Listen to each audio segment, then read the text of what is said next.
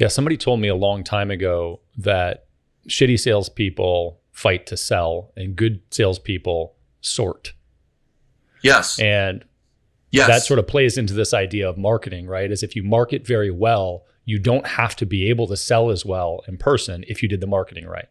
Yes. In fact, in 80-20 sales and marketing, I say that marketing is not a convincing people process. It is a disqualification process. The first thing you do is you figure out, who should I not sell to? And that's very fundamental. Like, this isn't just a parlor trick, and it's not a little piece of psychology that you put on like a shirt.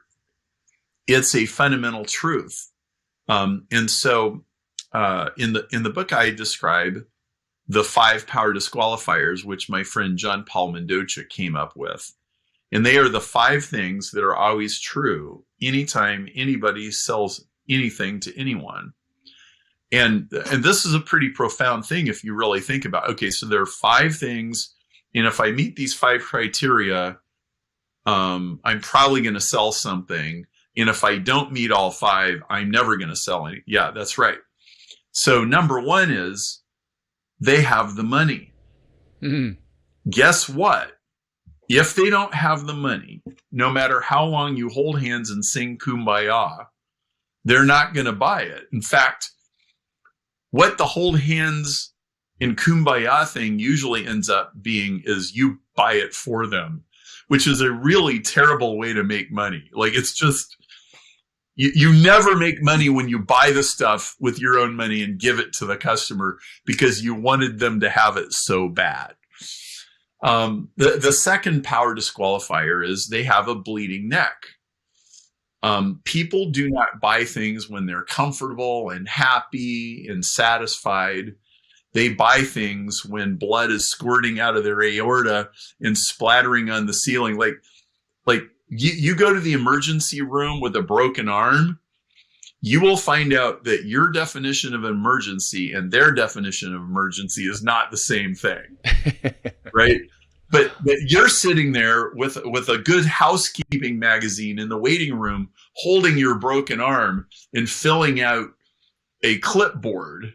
And then some guy with a gunshot wound gets drug in there. Like, all of a sudden, all these people appear out of nowhere and they start helping the gunshot wound guy, right? Well, this is what I mean by bleeding neck. The third thing is they buy into your unique selling proposition. Well, if you don't have a unique selling proposition, they're not going to buy into it. And if you have one, but they don't solve the problem that way, they want to solve it some other way, then you're not going to sell something. The fourth one is they have the ability to say yes. I do not know how many sales calls I went on where I was talking to somebody who could say no, and they could kick me out the door, but they could not say yes. I'm talking to an engineer and he thinks I got a cool idea, but as soon as I convince him, then I got to go get the engineering manager, and then I got to get the purchasing manager, and then I got to get the vice president, and I would just climb slowly up this ladder.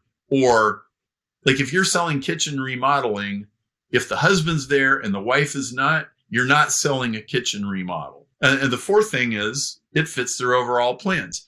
So all 5 of those things have to be true. Well, if you take that list of 5 things and you ask yourself, well, how am I going to sell this thermos? Well, it actually narrows down. 90% of the people in the world are not going to buy your thermos. So don't even try. Just stop.